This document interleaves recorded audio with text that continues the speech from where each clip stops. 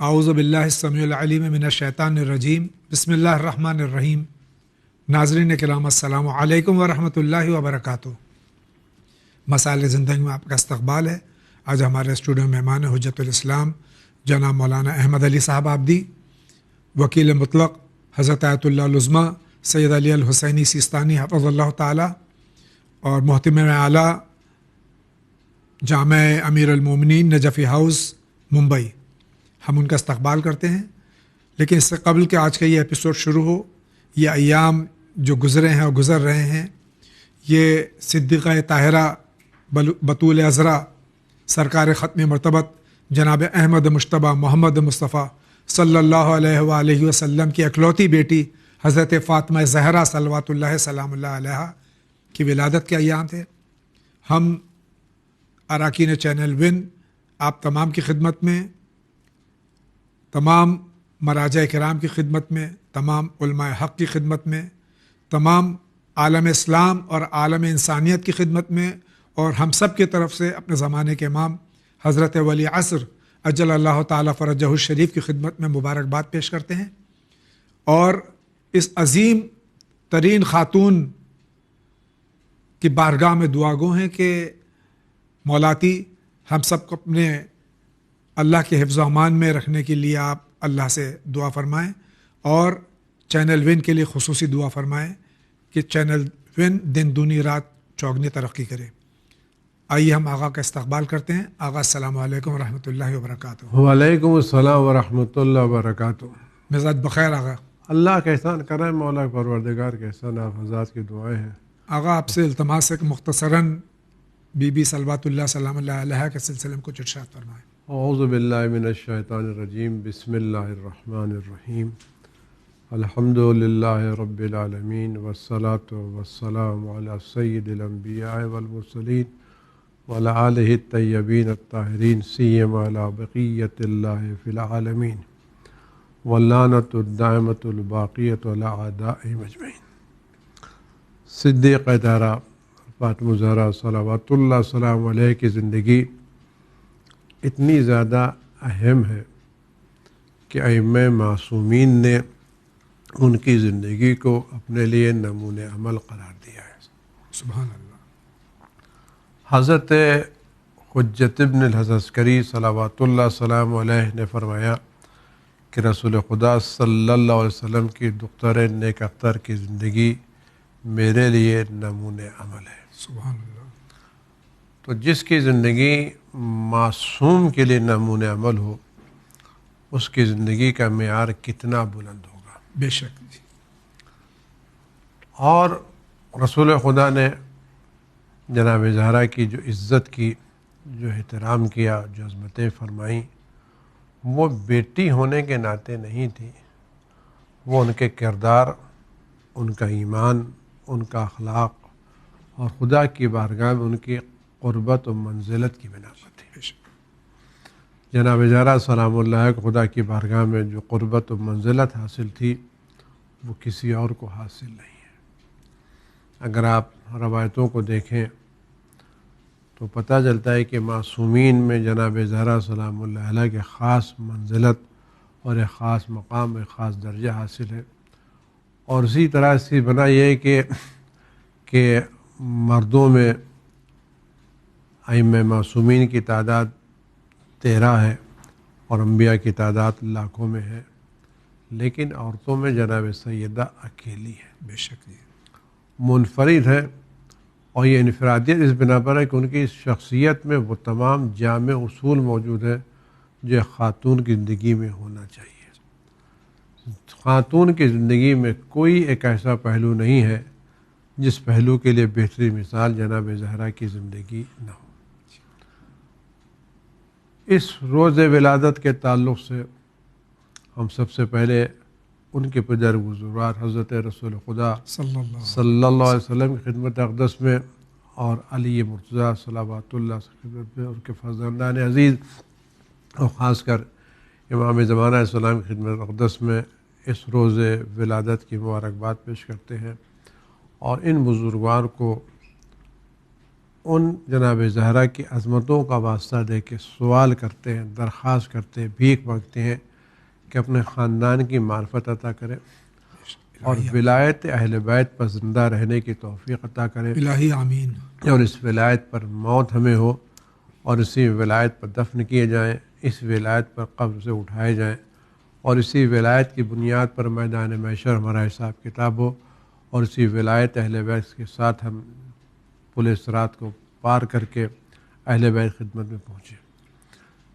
تو ہمیں اپنی شادیوں میں جناب زہرا کی سیرت کو مد نظر رکھنا چاہیے. سادگی یہ ہماری شادی کا معیار ہونا چاہیے.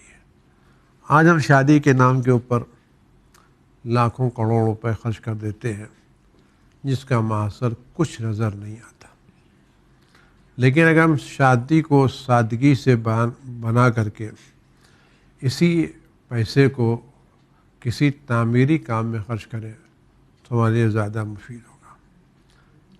اگر ہم اس پیغام کو سمجھ سکیں، پیغام ہمارا لوگوں تک پہنچ سکے، خدا سے درخواست ہے کہ تاثیر دے کہ پیغام دوسروں تک پہنچ جائے. میں نہیں کہتا کہ آپ شادی میں تقریبات نہ کیجئے، چیزیں نہ کیجئے، آپ کی حسرتیں نکالیے، لیکن ایک بات سوچیں. ہر عقل مند اپنے کام سے پہلے اپنے عقل کو معیار قرار دے اور عقل کی بنیادوں پر چیزوں کو سمجھنے کی کوشش کرے. آپ نے لاکھوں روپے ڈیکوریشن میں، سجاوٹ میں، ولیمے میں، کھانے پینے میں لگا دیے. یہ جتنا بھی آپ نے کام کیا ہے، سجاوٹیں صبح ہوتے ہوتے مدھم پڑ جائیں گی، ڈیکوریشن کل اکھاڑ دیا جائے گا. جو پھل لائے تھے آپ، اس کی پتیاں زمین پر بکھری ہوئی نظر آئیں گی، اور جو کھانا آپ نے کھلایا تھا وہ صبح ہوتے ہوتے گٹر میں بہہ جائے گا. تو آپ کے سارے پیسے کہاں گئے؟ برباد ہو گئے ایک جھوٹی شان کی خاطر. لیکن اگر ہم اسی پیسے میں کفایت کر کے کسی غریب لڑکی کی شادی کرا دیں، کسی بے گھر کا گھر بنوا دیں، کسی مریض کی دوا لے کرا دیں، کسی بچے کی اسکول کی فیس ادا کر دیں، تو اس کے اثرات کب تک باقی رہیں گے؟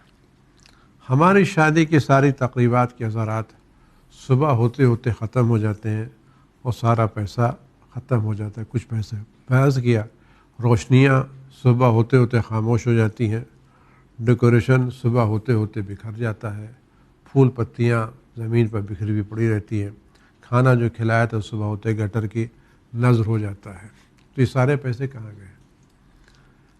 لیکن اگر آج ہم نے پیسہ بچا کر کے کسی غریب کا گھر بنا دیا، تو جب تک اس میں وہ غریب نماز پڑھتا رہے گا، گھر بنانے والے کو نماز پڑھنے کا ثواب ملتا رہے گا، قرآن پڑھتا رہے گا، قرآن کا ثواب، مجلسیں ہوتی رہیں گی، عزاداری ہوتی رہے گی. یہ بچے کی ہم نے تعلیم دے دی، فیس دے دی، تو جب تک اس کی نسل میں تعلیم باقی ہے، ہمارے یہ فیس کا اثر اس کی زندگی میں باقی ہے. بے شک. ہم نے اگر کسی کو علاج کرا دیا تو جب تک وہ صحت مند رہے گا، تو اس صحت مند رہنے کے بعد جو عبادتیں کرے گا، جو کار خیر اس کے ساتھ، تو یہ فیصلہ ہم کو کرنا ہے کہ پیسہ وہاں ختم کریں جہاں صبح ہوتے ہوتے سب ختم ہو جانے والا ہے، یا وہاں خرچ کریں جو صبح قیامت اور ہمیشہ باقی رہنے والا ہے.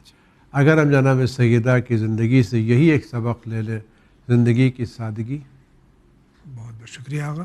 اسی کے ساتھ میں اپنا پروگرام شروع کرتے ہیں. دیکھتے ہیں سب سے پہلا سوال کہاں سے ہے. السلام علیکم جناب، میرا نام جہانگیر احمد ہے. میں کشمیر سے بلانگ کرتا ہوں. میں ابھی ابراڈ میں جاب کر رہا ہوں، اور میرا سوال یہ ہے کہ ہم ایک ریسٹورنٹ میں فش بھی ایک ہی اس اون وغیرہ میں بناتے ہیں، اور چکن بھی، اور وہاں پہ نا تھوڑے سے ہمارے جو ہمارا حرام ہے جیسے پورک ہو گیا، وہ بھی بنتے ہیں وہاں پہ اراؤنڈ. تو کیا کر سکتے ہیں ہم وہاں پہ؟ ہمیں کھانا جائز ہے یا نہیں، مطلب حلال چیز؟ اور کیسا چکن ہونا چاہیے وہاں پہ؟ جیسے کہ بون لیس میٹ آتا ہے ہمارا، اور بونز والا آتا ہے، کیا کون سا والا کھا سکتے ہیں ہم جناب؟ جی. یہ ہمارے بھائی کا سوال ہے. یہ ایسے ملک میں کام کرتے ہیں، ایسی جگہ پہ کام کرتے ہیں کہ جہاں حلال اور حرام سب مکس ہے. چکن بھی ہے، مٹن بھی ہے اور پوک بھی ہے. تو ایسی جگہ پہ میں اس سوال کو اور آگے بڑھاتے ہوئے کہوں گا، ایسی جگہ پر کھانا، نوکری کرنا، فروخت کرنا، خریدنا کیسا ہے؟ بسم اللہ الرحمن الرحیم وصلی اللہ علیہ محمد وعلیہ. جہاں تک گوشت کا تعلق ہے تو جب تک آپ کو گوشت کے حلال ہونے کا یقین نہ ہو جی اس وقت تک آپ گوشت نہیں کھا سکتے، جی بون لیس یا وداؤٹ بون.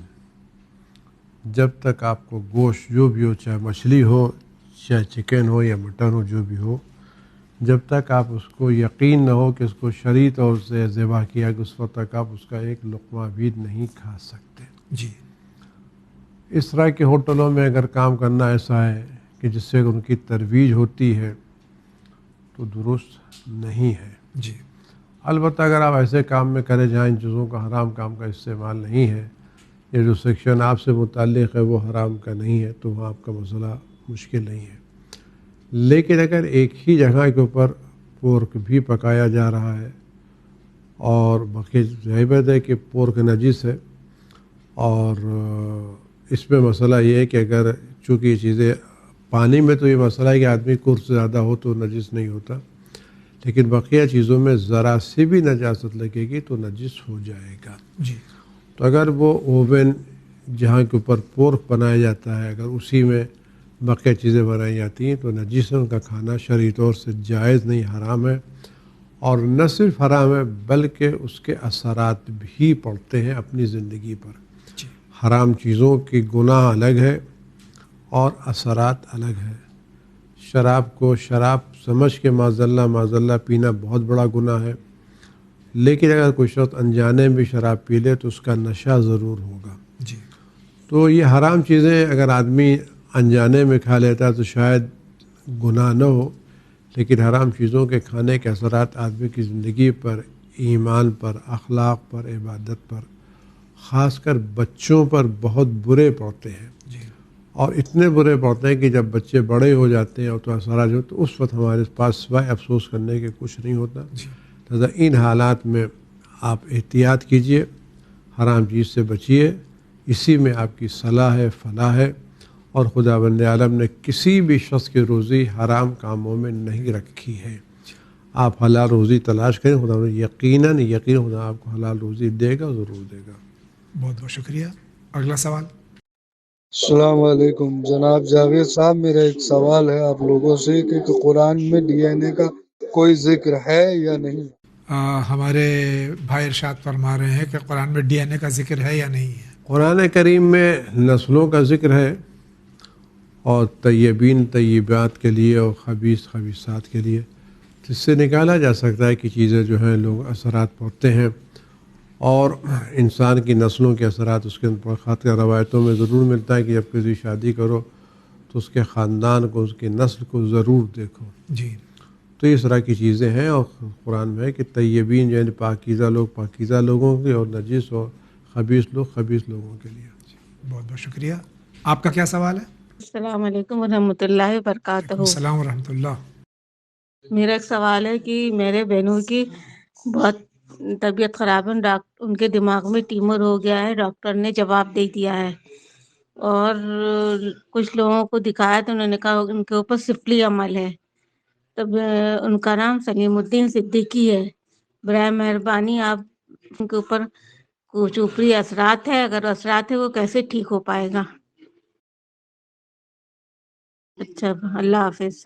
ہمارے بر صغیر میں ایک اشتباہ ہو جاتا ہے، لوگوں کو شک ہو جاتا ہے کہ جب کوئی لا علاج مرض ہو جاتا ہے علاج کرانے کے باوجود تو سفلی عمل ہے یا جادو کسی نے کر دیا ہے.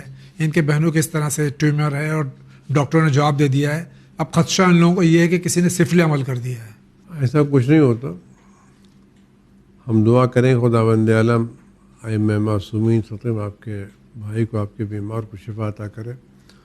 اور یہ اس طرح کی جو سفلی عمل ہوتے ہیں اثرات بھی نہیں ہوتے، اور اس کا سب سے بڑا نقصان اپنے رشتہ داروں کے تعلق سے سوء ظن ہوتا ہے. جی بے شک. اور اس سے گھریلو زندگی، فیملی زندگی متاثر ہوتی ہے.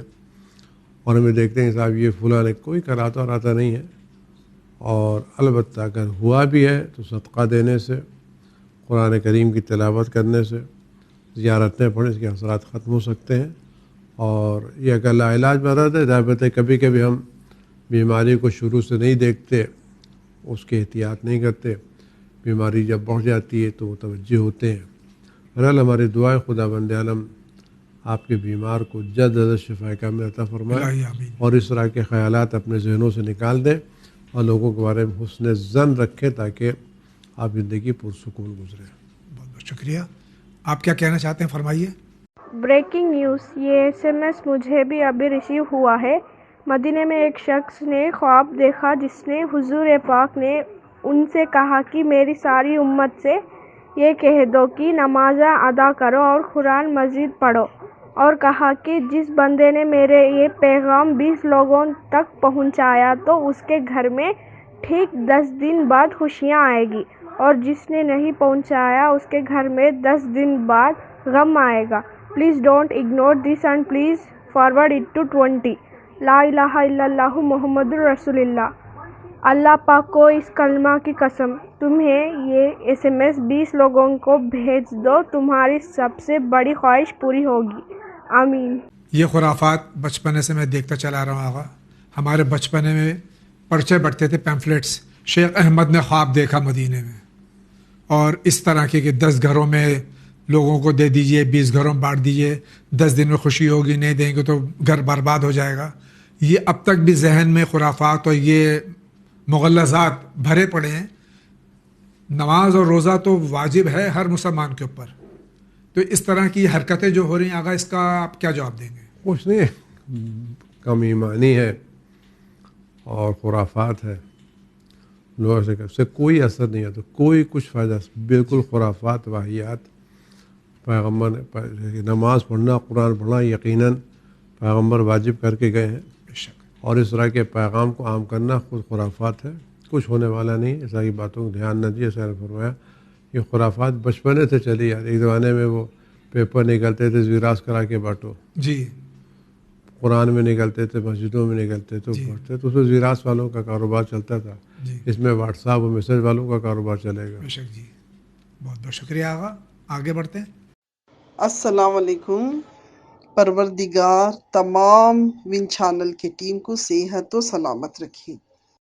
میرا سوال ہے، جب ہمارے خمس کی تاریخ آتی ہے، ہم کسی کو تحفہ دینے کے لیے الگ سے پیسے رکھتے ہیں، کیا اس میں سے بھی ہمارا خمس نکلتا ہے؟ دوسرا سوال ہے، سید کے پیسوں سے ہم کسی کو، سید کو گفٹ لے کر دے سکتے ہیں؟ وہ مجبور ہیں لیکن کہہ نہیں سکتے، کسی کے پاس مانگ نہیں سکتے، ہم بغیر بتائے انہیں کچھ دے سکتے ہیں؟ بہن کے 2 سوال ہیں۔ خمس کی تاریخ آ گئی تو یہ کسی کو گفٹ دینا چاہتی ہیں تو کیا اس پیسے میں سے گفٹ دیں تو کیا اس پہ بھی خمس ہوگا؟ الگ رکھ دیں پیسے تو؟ جو پیسے جو سال کے بچ جائیں اس پر خمس واجب ہے، اس پر خمس کا دینا پڑے گا۔ جی۔ دوسرا سوال ان کا یہ ہے کہ انہوں نے غالباً ان کا سوال یہ ہے کہ جو سہم سادات ہے تو کسی ایسے سید کو جو کہ وائٹ کالر ہے، محتاج ہے لیکن مانگتا نہیں ہے شرم کے مارے، تو کیا اس کو ہم دے سکتے ہیں؟ دے سکتی ہے جی، بالکل دے سکتی ہے، بہت بہت شکریہ۔ بتانے کی ضرورت نہیں ہے۔ آپ کا کیا سوال ہے، فرمائیے۔ سید انتظار حسین آبدی، شیعہ امامیہ مسجد جھانسی UP۔ عالی جناب مولانا صاحب و جاوید صاحب، سلام علیکم ورحمۃ اللہ وبرکاتہ۔ سوال نمبر 1، قنوت میں دونوں ہاتھوں کے انگوٹھوں کے کھلا رکھنے کا حکم۔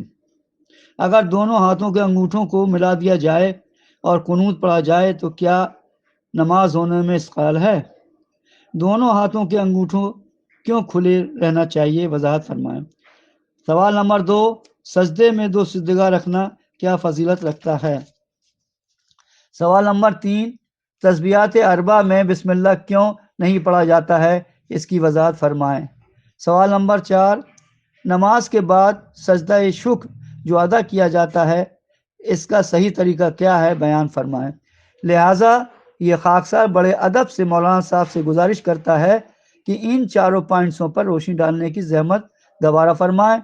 جس سے ہم چینل مل کے ناظرین مستفیض ہو سکیں۔ یہ خاکسار بے حد شکر گزار رہے گا۔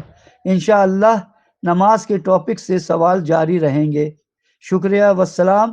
ہمارے بھائی کے 4 سوال ہیں۔ پہلا سوال یہ ہے کہ قنوت جو کہ مستحب ہے، اس میں اگر ہاتھ کے انگوٹھے ملا لیے جائیں تو کیا نماز میں کچھ اثر پڑے گا؟ کچھ نہیں ہوگا، کچھ نہیں ہوگا، آپ چاہے الگ رکھیے چاہے ملا کے کچھ رکھیے، کوئی فرق نہیں پڑنے والا ہے۔ 2 سجدگاہ رکھنے میں کوئی فضیلت ہے کیا؟ بالکل کوئی فضیلت نہیں، بلکہ آغاز سستانی کے اعتبار سے 2 سجدگاہ رکھنے میں اعتراض اشکال ہے۔ جی، اشکال ہے 2 سجدگاہ رکھنے میں۔ ہو سکتا ہے کہ وہ اگر وہ کوئی ایسا کسی آدمی کے سر جھکانے میں تکلیف ہے تو الگ بات ہے، وہ الگ مسئلہ ہے، ورنہ عام طور سے نہیں رکھنا چاہیے۔ 2 سجدگاہیں رکھنے میں کوئی فضیلت نہیں ہے۔ 1 سجدگاہ اور 2 فضلہ، ایسا نہیں کہ آپ 2 سجدگاہ رکھیں گے تو سجدہ ڈبل ہو جائے گا، 4 سجدگاہ رکھیں تو سجدہ 4 گنا ہو 2 جائے گا۔ سجدگاہ اگر رکھیں تو ایک اگر پیشانی اور ایک ناک کے پاس رکھیں وہ الگ مسئلہ ہے، وہ الگ، ایک کے اوپر 2 ایک کے اوپر ایک رکھنے سجدگاہ۔ سے جی سجدے کا وزن و تعداد بڑھتی نہیں ہے، جی بلکہ جتنا سجدگاہ کا چیز کم ہو اتنی اچھا ہے، تاکہ آدمی کے پیشانی زمین سے قریب تر رہے۔ جی، تسبیحات اربعہ میں بسم اللہ کیوں نہیں ہے؟ اس لیے بسم اللہ جو قرآن کریم کا جز ہے اور تسبیحات اربعہ قرآن کریم نہیں ہے، جی، اس بنا کے اوپر تسبیحات اربعہ میں بسم اللہ الرحمن الرحیم نہیں ہے۔ سجدہ شکر کا طریقہ کیا ہے؟ سجدہ شکر کا طریقہ ہے کہ آپ نماز تمام کرنے کے بعد سجدے میں سر رکھیں اور 3 مرتبہ کہیں شکر للہ شکر للہ شکر للہ، یہ سجدہ شکر کا طریقہ ہے۔ بہت بہت شکریہ۔ لیکن زبان کے ساتھ ساتھ دل بھی کہے کہ آپ شکر اللہ کا شکر ادا کر رہے ہیں۔ بہت بہت شکریہ آغا۔ ان کا کیا سوال ہے دیکھتے ہیں۔ جاوید بھائی مولانا صاحب السلام علیکم۔ میرا سوال یہ ہے کہ عورتوں کو گالیاں بکنی چاہیے، بات کے بدلے میں بات نہیں کر سکتے؟ انسانیت میں اور خاص طور سے اسلام میں گالی گناہ کبیرہ ہے۔ اب یہ فرما رہے ہیں کہ کیا عورتوں کو گالی دینا صحیح ہے؟ کسی کو گالی دینا صحیح نہیں، عورتوں کو کسی گالی دینا حرام ہے۔ جی، گالی بکنا حرام ہے، چاہے عورت ہو چاہے کوئی عورت ہو، کوئی عورت ہو مرد ہو، کسی کو بھی گالی بکنا حرام ہے۔ بہت بہت شکریہ۔ ان کا سوال کیا ہے دیکھتے ہیں۔ السلام علیکم مولانا صاحب، جاوید بھائی، میں دہرادون امباڑی سے بول رہی ہوں۔ میرا نام روحی ناز فاطمہ ہے اور میرا پہلا سوال ہے، میرے بھائی کا بیٹا جیل میں ہے، 5 سال ہو گئے ہیں، اسے جلد سے جلد رہا کرنے کے لیے کوئی نماز یا دعا بتائیے، مہربانی ہوگی۔ اور اس کے کورٹ میں حاضری جلدی سے جلدی لگنے کے لیے بھی کوئی دعا یا نماز بتائیے، بے قصور ہے وہ بالکل، اور اس کی رہائی کے لیے بتائیے دعا یا نماز۔ اور دوسرا سوال ہے، میرے بھائی کا قبرستان میں جو قبر ہے وہاں پہ کوئی چھوٹا سا نالا پانی کا آ کر پورا ختم ہو چکا ہے، کیا میں اس قبر کو کہیں دوسری جگہ پر اسی قبرستان کے اندر بنا سکتی ہوں؟ تیسرا سوال ہے کہ ساتھی کی جو مجلس سے شہزادہ قاسم کی مہندی نکالتے ہیں، کیا وہ نکالنا حرام ہے یا شہزادہ قاسم کے ماستے نوحے پڑھتے ہیں وہ پڑھنا بھی گناہ ہے؟ صحرے کی طرح سے شادی کے لفظ ہے ان ماستے قاصدہ میں، وہ بھی پڑھنا صحیح ہے نہیں ہے؟ یہ تینوں جواب مجھے چاہیے، مہربانی، شکریہ، خدا حافظ۔ بہن کا پہلا سوال یہ ہے کہ 5 سال سے ان کے گھر کے فرد جو ہیں وہ قید خانے میں ہیں، بقول ان کے بے قصور ہیں، تو کوئی دعا ایسی بتا دیجیے تاکہ تاریخ جلد لگے اور وہ رہا ہو جائیں قید سے۔ اگر آپ کا بچہ بے قصور ہے، بے گناہ ہے، تو امام محمد تقی علیہ السلام سے توسل کیجیے، ان کی نماز پڑھیے اور ان سے توسل کیجیے اور ان کی طرف سے نظر دیجیے، لوگوں کو صدقہ دیے، انشاءاللہ امام علیہ السلام آپ کے بچے کو جلد اللہ قید سے رہائی عطا کر دیں گے۔ دوسرا سوال ان کا یہ ہے کہ جہاں ان کے بھائی کی قبر ہے وہاں نالا آ کے گندے پانی کا رکتا ہے، تو کیا قبر کو دوسری جگہ منتقل کر سکتے ہیں؟ اگر توہین ہوتی تو کر سکتے ہیں۔ تیسرا سوال یہ ہے کہ حضرت قاسم ابن الحسن علیہ الصلاۃ والسلام کی جو ہم لوگ 7 محرم کو مہندی برآمد کرتے ہیں ہر سال اور صدیوں سے چلا آ رہا ہے، اور بہت ہی اہتمام سے اور بہت ہی شدت کے ساتھ میں ہم لوگ یہ فعل انجام دیتے ہیں اور ثواب کی خاطر کرتے ہیں، تو کچھ لوگ اب یہ کہتے ہیں کہ یہ حرام ہے۔ آیت اللہ عظمیٰ آغا لطف اللہ صافی حفظ اللہ تعالیٰ خدا رحمۃ کرے کہ اس واقعے کو پڑھنا کسی بھی شکل و صورت میں حرام نہیں ہے۔ جی، کسی نے بھی اس کے حرام ہونے کا فتویٰ نہیں دیا، حرام ہونے کی بات نہیں کی ہے۔ خاص کر اگر کسی کو پڑھنا ہے تو ان کتابوں کے حوالے سے پڑھیں جن کتابوں میں ان کے واقعات کو لکھا گیا ہے۔ لہذا اس طرح کی مہندی نکالنا اور جناب قاسم کی مصائب پڑھنا، نوحے پڑھنا حرام بالکل ہی نہیں ہے۔ حرام وہی لوگ کہیں گے جو مراجع کے فتوے سے واقف نہیں ہے۔ اور اس کو میں نے کہا آیت اللہ العظمیٰ آغا لطف اللہ صافی کا باقاعدہ فتویٰ نے سوال کیا کہ پڑھنا کسی بھی شکل صورت میں حرام نہیں ہے۔ بہت بہت شکریہ آغا، آگے بڑھتے ہیں، دیکھتے ہیں۔ السلام علیکم مولانا صاحب جاوید بھائی، میرے دو سوال ہے۔ ایک تو اسلام میں 5 چیز فرض ہے، نماز، روزہ، حج، زکوٰۃ، فطرہ، لیکن سب لوگ حج پڑھنے نہیں جا سکتے، تو کچھ ایسا طریقہ بتائے کہ گھر بیٹھے حج کا ثواب ملے۔ اور دوسری بات یہ ہے کہ اجمیر کا سنا ہے کہ کوئی بھی شخص 7 دفعہ اجمیر غریب نواز کے مزار کے دیدار کرے تو ان کو 1 حج کا ثواب ملتا ہے۔ صحیح جواب بتائیے مولانا صاحب۔ السلام علیکم، یاسین خان کلول گجرات سے۔ اسلام میں کئی چیزیں فرض ہیں، نماز، روزہ، حج، زکوٰۃ، خمس، جہاد، امر بالمعروف نہی عن المنکر، تولا، تبرع، یہ سب اسلام کے جز ہیں۔ لیکن جو لوگ حج نہیں کر سکتے تو ان کے لیے ہمارے بھائی فرما رہے ہیں کہ گھر بیٹھے ایسا کوئی عمل ہے کہ جو مستطیع نہیں ہو حج کا ثواب گھر بیٹھے مل جائے؟ حج واجب ہی نہیں ہے، حج اس شخص پر واجب ہے اس کو اللہ نے پیسے دیے ہیں۔ جی، اگر آپ کا پیسے نہیں استطاعت تو پر حج واجب ہی نہیں ہے۔ خدا بند عالم نے آپ پر حج انہی لوگوں واجب کیا جن کو اللہ نے حج پر جانے کے پیسے اور شرائط اور استطاعت دی ہے، یعنی اتنے پیسے دیے کہ جا سکے، صحت دی ہے، حالات دی ہے، وقت دی ہے۔ جن کے پاس پیسے نہیں ہیں، صحت نہیں ہے، ان پر حج واجب نہیں ہے۔ رہ گیا ثواب کا تعلق نیتوں پر ہے۔ اگر آپ کی نیت ہے کہ آپ کو پیسہ ہوتا تو آپ حج پر جاتے، خدا تعالیٰ اس نیت پر آپ کو حج کا ثواب انشاءاللہ عطا کرے، ضرور دے گا انشاءاللہ۔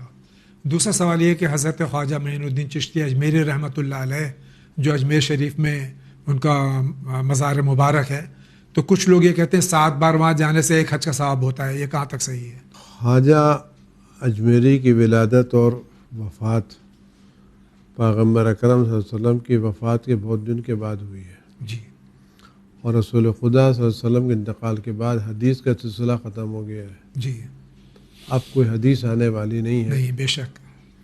اگر ایسی کوئی حدیث ہے جس میں حضرت صلی اللہ علیہ وسلم نے فرمایا ہو کہ بھائی کہ وہ ہے، البتہ اس طرح کی حدیثیں رسول خدا صلی اللہ علیہ وسلم معصومین سے امام حسین کی زیارتوں کے بارے میں تو ہیں، لیکن اور کسی کے بارے میں کسی کے بارے میں اگر کسی کے پاس روایت، کیونکہ رسول اللہ صلی اللہ علیہ وسلم کے انتقال، خواجہ معین الدین چشتی کے انتقال سے بہت پہلے ہو چکا تھا اور وہی کا سلسلہ منقطع ہو چکا، حدیث منقطع، تو اس طرح کوئی حدیثیں موجود نہیں، یہ لوگوں کے چیزیں ہیں جو کیا۔ اور رہ گیا کہ خواب میں آنا، تو خواب کی باتیں بہت زیادہ معتبر نہیں ہوتی۔ اگر معتبر ہوگی تو خواب انبیاء ہی کے لیے معتبر ہوگا، اور اگر معتبر ہوگا تو اس کے لیے معتبر جس نے خواب دیکھا۔ خواب کی باتوں بہت زیادہ بھروسہ نہیں کر سکتے۔ بہت بہت شکریہ۔ اگلا سوال۔ السلام علیکم، میں ولایت عباس فرام یو پی سنبل۔ میرا سوال آپ سے یہ ہے کہ ہم 4 بھائی ہیں اور 4 بھائی کی نوکری نہیں لگ رہی ہے، مطلب تیاری ہم لوگ کرتے ہیں کمپٹیشن کی، لیکن کوئی نہ کوئی سبب ایسا بن جاتا ہے جس سے نوکری نہیں لگ رہی، کوئی نہ کوئی پرابلم آ جاتی ہے۔ تو آگے میں اس سوال کا جواب چاہتا ہوں۔ بہت بہت شکریہ، السلام علیکم۔ غالباً ہمارے بھائی دعا چاہتے ہیں کہ نوکری 4 بھائی ہیں، کوشش کرتے ہیں لیکن نوکری نہیں مل رہی ہے۔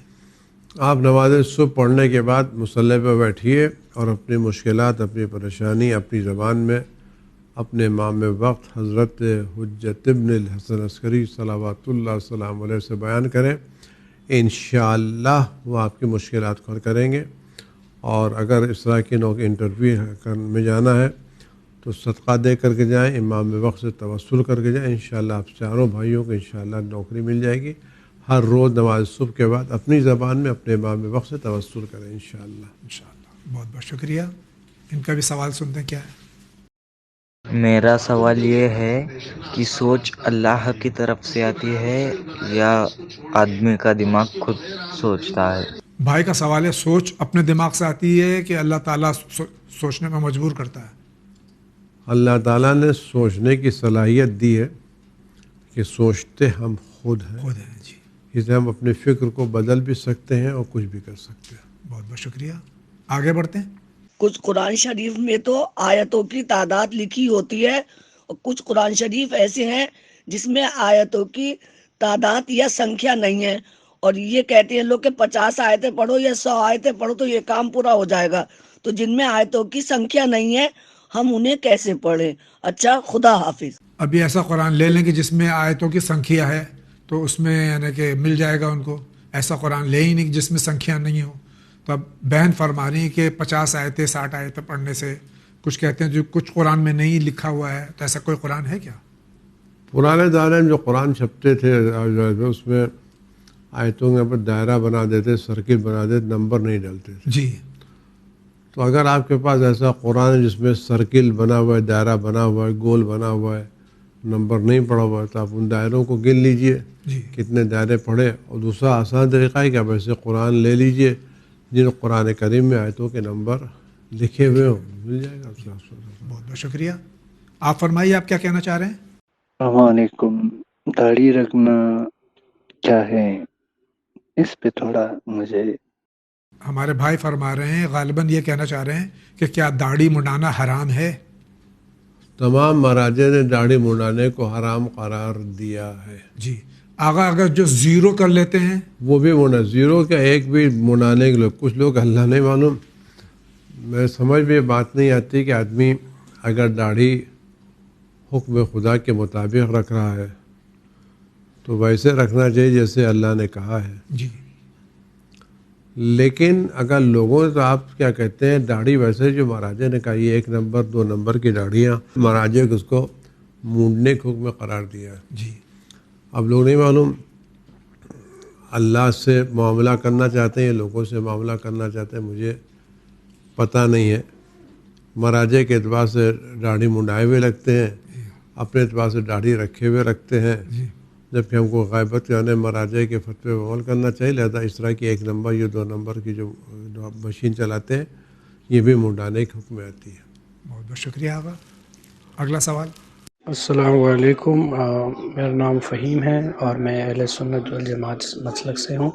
میرا سوال یہ ہے کہ قبلہ صاحب آپ مجھے یہ بتائیں کہ یہ جو عقیدہ امامت ہے، جیسے کہ آپ کے یہاں پہ ہے مسئلہ عقیدہ امامت ماننا بہت ضروری ہے، تو جیسے اہل سنت کے ہم لوگ ہیں، ہم لوگ تو امام 12 امام کو مانتے ہیں مگر اس عقیدے سے نہیں مانتے جس طریقے سے آپ لوگ مانتے ہیں.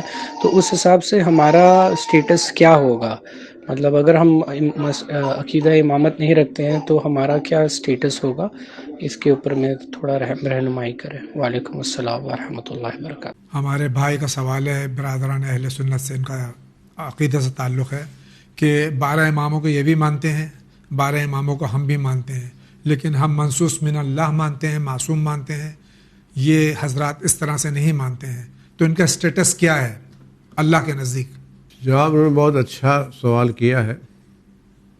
ایک بات میں اس کو تھوڑا سا عرض کروں گا کہ ہم سب آج دین اسلام پر اس لیے ثابت قدم ہیں، مانتے ہیں کہ ہمارے نزدیک میں یہی راستہ میدان قیامت میں نجات کا راستہ ہے. بے شک. اور ہم سب کے سب میدان قیامت میں نجات چاہتے ہیں اور قبر کے بعد آسانیاں چاہتے ہیں، محشر میں ہر جگہ آسانیاں چاہتے ہیں اور نجات چاہتے ہیں. جناب یعقوب علیہ السلام نے اپنے فرزندوں کو وصیت کی تھی کہ دیکھو جب تمہاری موت آئے تو تم مسلمان مرنا. نجات حاصل کرنے کے لیے اسلام پر مرنا بہت زیادہ ضروری ہے. اگر کسی آدمی کی موت اسلام پر نہیں ہوئی ہے تو اس کے نجات کے کوئی امکانات نہیں ہے. تو جناب یعقوب نے اپنے فرزندوں سے کہا تھا کہ اب تمہاری موت ہے، فَلَا تَمُوتُنَّ إِلَّا وَأَنْتُمْ مُسْلِمُونَ. تو نجات حاصل کرنے کے لیے مسلمان مرنا بہت زیادہ ضروری ہے. پیغمبر اکرم صلی اللہ علیہ وسلم کی روایت ہے جس کو تمام علماء اسلام نے نقل کیا ہے اپنی کتابوں میں، اور اس روایت کو صحیح روایت قرار دیا ہے، متواتر روایت قرار دیا ہے۔ وہ روایت یہ ہے کہ حضرت صلی اللہ علیہ وسلم نے فرمایا کہ من مات ولم یعرف امام زمانہ مات میتۃ جاہلیہ، جو شخص مر جائے اور اپنے وقت کے امام کو نہ پہچانے، اس کی موت جاہلیت کی موت ہے۔ جی، اب مسئلہ یہ ہے کہ ہمیں امام کو پہچاننا چاہیے۔ تو اگر یہ سوال یہ ہے اس حدیث کا مطلب کیا، ہمارے بزرگوں کا، اگر یہی سوال ہمارے بزرگ علماء سے اہل سنت کے بزرگ علماء نے کیا تھا، جی، تو انہوں نے اسی حدیث کا حوالہ دے کے فرمایا تھا کہ آپ اس حدیث کے وضاحت کر دیں۔ اگر کوئی شخص نمازیں پڑھتا ہے، روزے رکھتا ہے، حج کرتا ہے، زکوٰۃ دیتا ہے، بقیہ سارے اعمال خیر انجام دیتا ہے، لیکن امام وقت کی معرفت نہیں رکھتا، تو اس کی موت کیسے ہے؟ اگر اس کی موت اسلام کی موت ہے تو اس حدیث کا مطلب کیا ہے؟ بے شک جی، اس حدیث کا مطلب ہی نہیں ہو۔ جی، یعنی کوئی شخص نماز پڑھتا ہے، روزہ رکھتا ہے، حج کرتا ہے، زکوٰۃ دیتا ہے، لیکن امام وقت کی معرفت نہیں رکھتا، اگر اس کی موت اسلام کی موت ہے، نجات ہے، تو اس حدیث کا مطلب کیا ہے پھر؟ کیوں یہ حدیث ہے؟ کیوں حدیث کیوں ہے؟ جی، اب رہا مسئلہ کہ ہم 12 اماموں کو مانتے ہیں، منصوص من اللہ مانتے ہیں۔ ایک چیز ہم بہت ادب کے ساتھ عرض کرنا چاہتے، چونکہ آپ نے سوال کیا ہے لہذا میں جواب اس کو عرض کرنا چاہتا ہوں کہ اگر کسی جگہ گورنمنٹ کی طرف سے، کسی کی طرف سے، یا ہندوستان کی طرف سے، فرض کیے ملک کی طرف سے کسی آدمی کو کسی اچھے پڑھے لکھے ڈاکٹر کو سفیر بنا کے بھیجا جائے، یا کسی گاؤں میں گورنمنٹ کسی آدمی کو ڈاکٹر بنا کے بھیجا جائے، معلم بنا کے بھیجا جائے، تو یہ سفیر جس ملک میں جائے لوگ اس کی علمیت کے قائل ہوں، اس کے اخلاق کے قائل ہوں، اس کے حسن سلوک کے قائل ہوں، سب کچھ اس کو مانے، لیکن اس کو ملک کا سفیر نہ مانے۔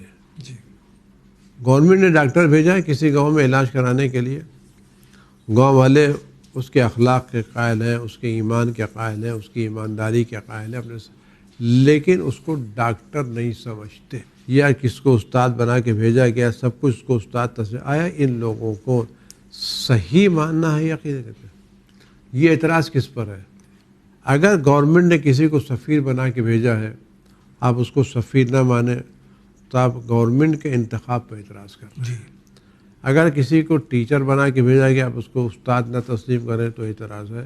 کسی کو ڈاکٹر بنا کے، خدا بند عالم نے ائمہ معصومین کو امت کا ہادی بنا کے بھیجا ہے، ولی بنا کے بھیجا ہے، حجت خدا بنا کے بھیجا ہے۔ آپ ان کو سب کچھ مانیں لیکن ولی خدا نہ مانیں، حجت خدا نہ مانیں، تو آپ نے سفیر کے علم کے قائل میں ان کو سفیر نہیں مانا ہے۔ جی، آپ گاؤں میں ڈاکٹر کو سب کچھ، اس کو ڈاکٹر تسلیم، تو یہ نہ ماننا خود گورنمنٹ کے انتخاب پر اعتراض ہے۔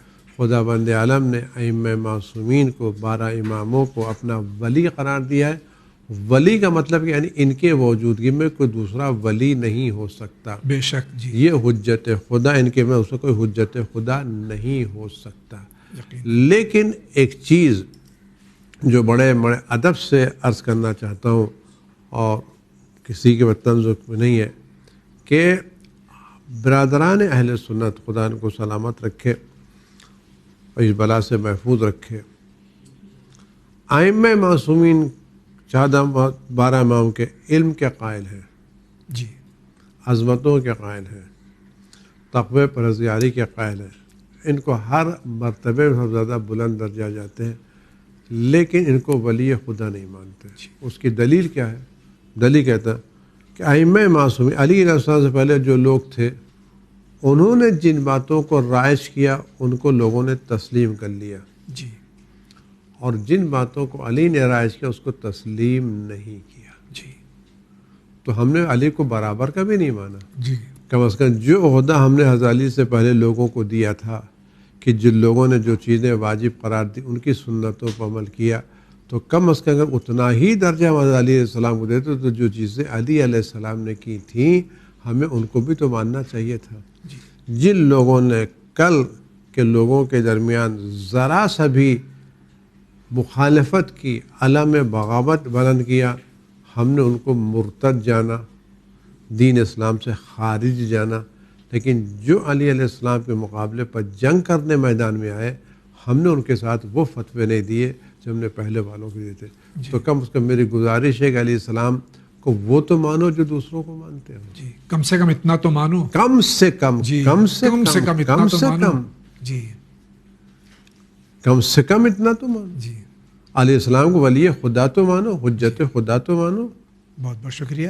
آگے بڑھتے ہیں. السلام علیکم. میں جاننا چاہتا ہوں کہ ایک خواتین ہیں جن کی منت تھی کہ ہمارا لڑکا ہوگا تو کنڈا کریں گے اور اپنا گھر ہو، اور نہ وہ کرائے کے گھر میں رہتی تھی، اب اپنا گھر رہا بھی نہیں، اور لڑکا بھی ہوا تو 12-14 گھنٹے کے بعد انتقال کر گیا. اور اس کے بعد جب وہ پیٹ میں تھا اپنی ماں کا تو ایک بار ماں نے خواب میں دیکھا تھا کہ ہمیں کسی مردہ نے بد دعا دیا ہے جب وہ 7 مہینے کا پیٹ میں تھا کہ وہ تیرا بچہ مر جائے گا. اور جب ہونے والا تھا تو اس کے صرف 1 ہفتہ پہلے ہی بلی لانگ گئی تھی. اس کا مین وجہ کیا ہے انتقال ہونے کا، وضاحت کریں اور وہ کنڈے کے بارے میں ہی بتائیں. خدا حافظ. ان کا سوال جو ہے یہ گڈ مڈ ہے، اور نظر کی تھی کہ امام جعفر صادق علیہ السلام کی نظر کریں گے اگر بیٹا ہوا لیکن بیٹے کا انتقال ہو گیا، گھر ہوگا، گھر نہیں ہوا، اور خواب دیکھا اور کیا ہوا آپ کے سامنے سوال ہے. اگر آپ نے جو نظر مانی تھی کہ بیٹا ہوگا تو آپ کو نظر پوری کرنا چاہیے. جی. اور واقعی یہ سب باتیں کو دھیان نہ دینا چاہیے، خواب میں کوئی اثر نہیں ہے. جی.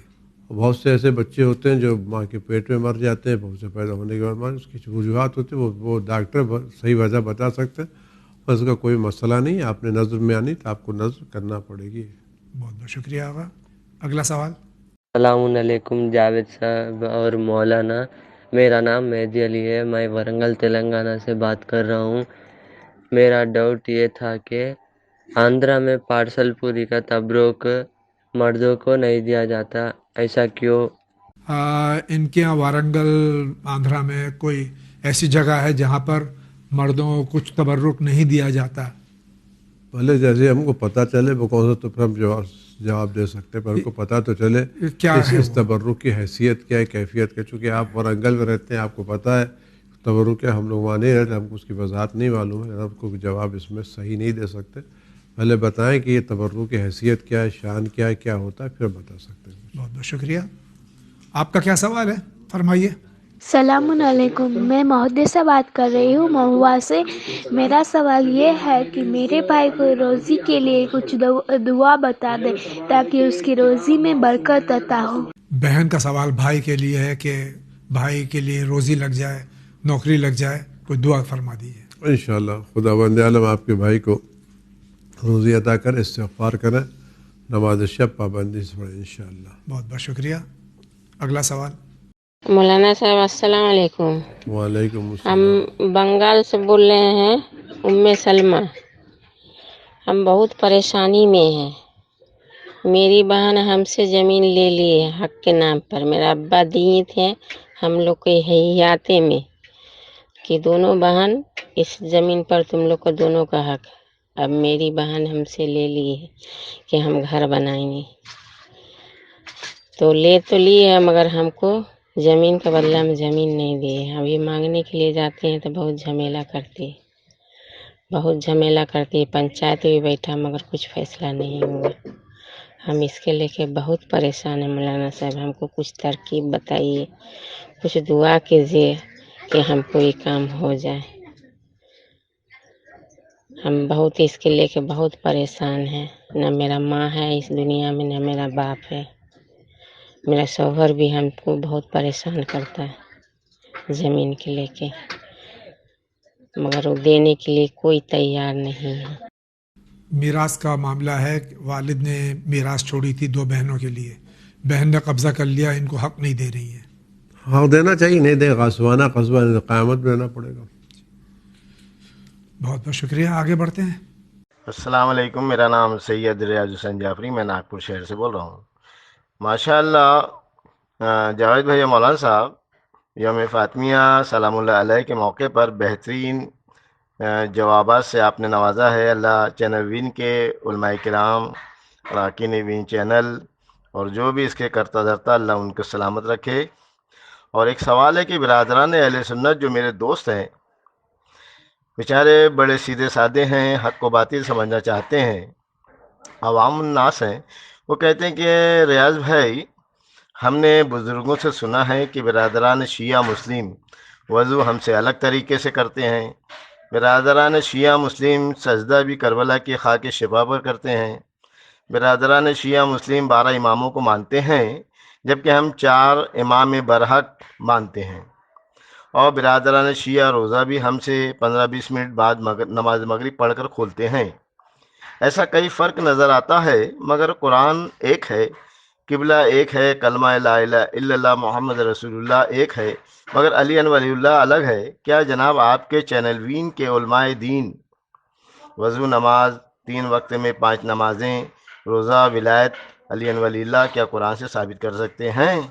تو میں نے کہا ہاں جناب، ہمارا ہر عمل قرآن و حدیث کے مطابق ہے، اور برادران اہل سنت کو معلوم بھی ہو جائے کہ روزہ رکھنا، وقت سحر اور روزہ افطار کرنا، وضو کرنا، یہ سب قرآن سے ثابت ہے۔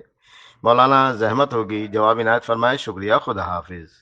دیکھیے برادر جاوید بھائی، اور جہاں تک آواز پہنچے، ہمارا اور اہل سنت کا بنیادی فرق کیا ہے؟ آپ پہلے اس بنیادی فرق کو سمجھ لیں، پھر سارے مسئلے خود بخود حاصل ہو جائیں گے، جزیات میں جانے کا فائدہ نہیں ہے۔ ہمارا ہر عمل شیعوں کا سنت رسول اللہ صلی اللہ علیہ وسلم کے مطابق، تفصیلات میں جانے کی بات نہیں ہے۔ پیغمبر اکرم صلی اللہ علیہ وآلہ وسلم کی روایت ہے، اور یہ روایت صحیح، معتبر، مستند اور متواتر روایت ہے۔ جی، اہل سنت کے علماء نے بھی اس روایت کو اپنی کتابوں میں نقل کیا ہے، باقاعدہ نقل کیا ہے۔ بیان نہیں کرتے، ایک الگ مسئلہ ہے، لیکن اہل سنت کے علماء نے کہ پیغمبر اکرم صلی اللہ علیہ وسلم نے فرمایا ہے کہ انی تارک فیکم ثقلین، کتاب اللہ وعترتی اہل بیتی، ما ان تمسکتم بہما لن تضلوا بعدی وَإِنَّهُمَ لَن يَفْتَرِقَ حَتَّى يَرِدَ عَلَيَّ الْحَوْض۔ اس مفہوم کی روایتیں اہل سنت کے علماء کی کتابوں میں باقاعدہ موجود ہیں۔ اس روایت کو حدیث ثقلین کے نام سے یاد کیا جاتا ہے، چونکہ اس میں لفظ ثقلین آیا ہے، اور یہ کتاب اہل سنت کے علماء نے مصر سے شائع بھی کی حدیث ثقلین، یعنی اس روایت کے صحیح ہونے میں کوئی شک و شبہ نہیں ہے۔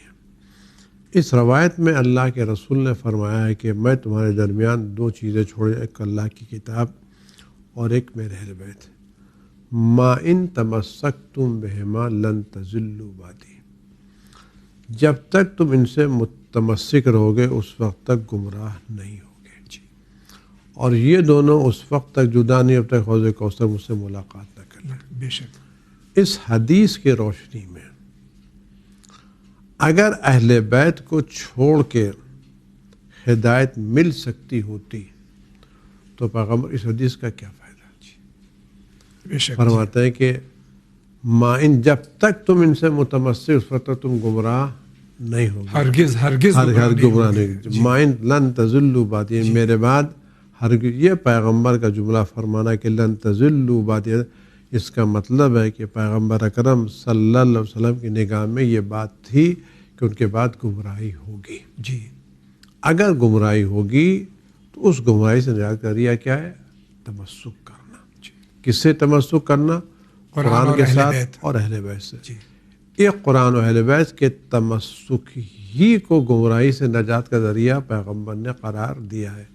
ہم اس حدیث کی روشنی میں اپنے سارے مسائل قرآن و حدیث اور اہل بیت علیہ السلام سے لیتے ہیں۔ جی، ہم قرآن کریم کی تفسیر وہ لیتے ہیں جو اہل بیت علیہ السلام نے بیان کی ہے۔ ہم نماز قرآن کریم نے اقیم الصلاۃ کہا ہے، نماز کا طریقہ قرآن نے نہیں بتایا ہے. قرآن نے کتب علیکم الصیام کہا ہے, روزے کا طریقہ نہیں بتایا ہے. قرآن کریم نے حج کا حکم دیا ہے, حج کا طریقہ بیان نہیں کیا, تفصیلات بیان نہیں کی ہیں. یہ تفصیلات ہم حدیث ثقلین کی روشنی میں اہل بیت علیہ السلام سے لیتے ہیں. اور چونکہ پیغمبر اکرم نے ان سے تمسک کو ضلالت و گمراہی سے نجات کا ذریعہ قرار دیا ہے, اور اس حدیث سے پیغمبر پر عمل کرتے ہوئے ہم نماز اس طرح سے پڑھتے ہیں جس اہل بیت نے پڑھنے کا وقت بتایا. نماز ان اوقات میں پڑھتے ہیں جس اوقات میں پیغمبر نے اہل بیت نے بنایا ہے. روزہ اس طرح سے رکھتے ہیں جس اہل بیت نے فرمایا ہے. حج اس طرح سے کرتے ہیں.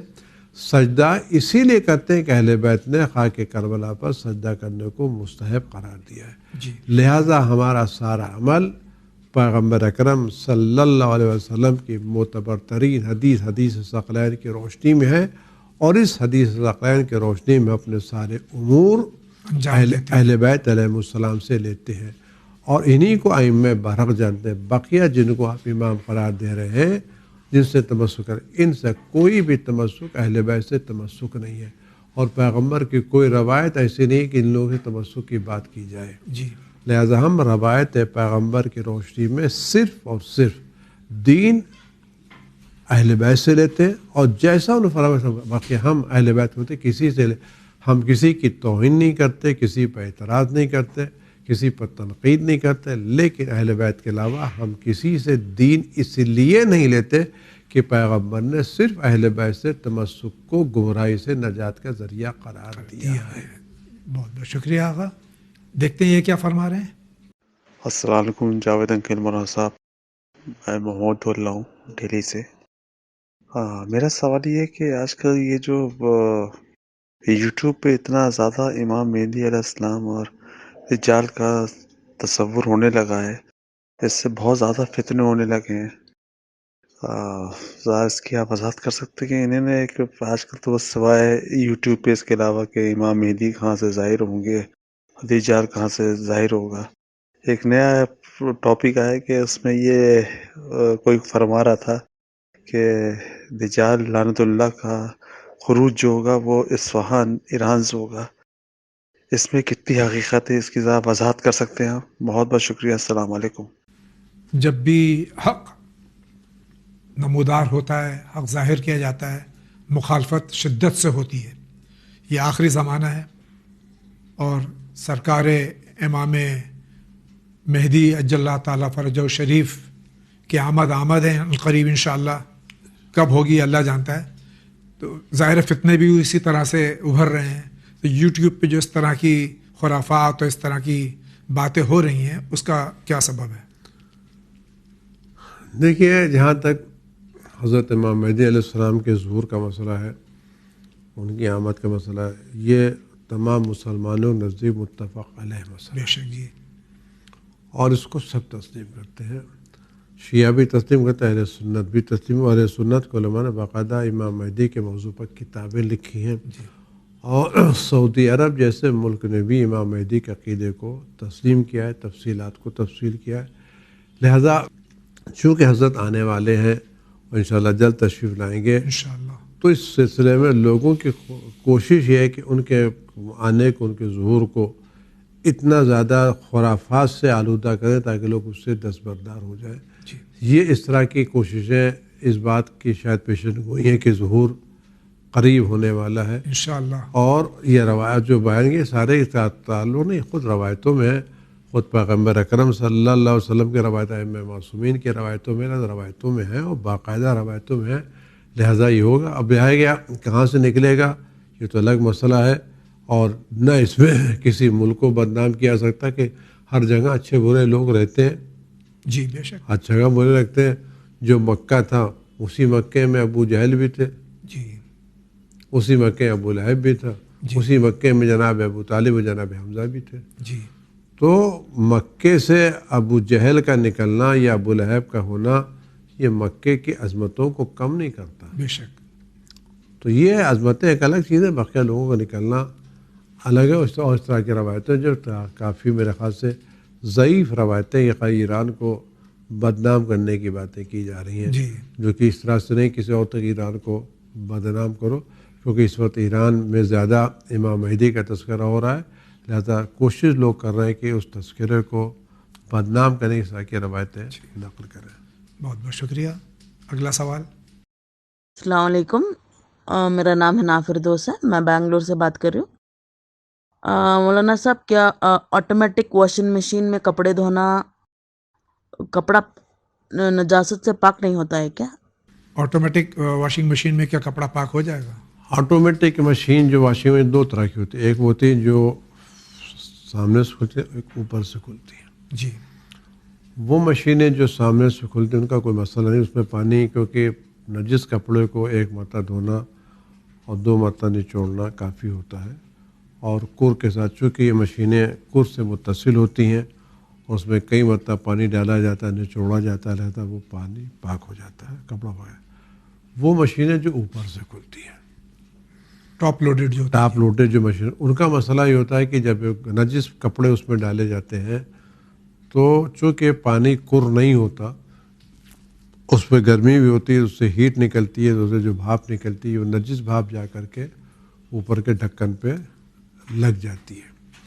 तो अगर आपने कपड़ा पाक कर लिया और ये नजिस भाप उस पर जाके गिर जाएगी तो कपड़े नजिस हो जाएंगे.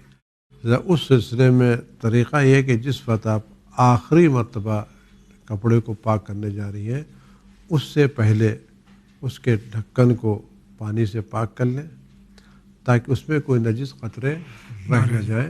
लेकिन बेहतर है कि अपनी फ्रंट लोडेड जो मशीनें होती हैं उनको इस्तेमाल करें, उनमें ज़्यादा तहारत का मसला ज़्यादा आसान है. बहुत बहुत शुक्रिया. नाज़रीन किराम, जा रहे हैं बहुत ही मुख्तसर से ब्रेक पे, लेकिन आप कहीं नहीं जाइए, देखते रहिए चैनल विन.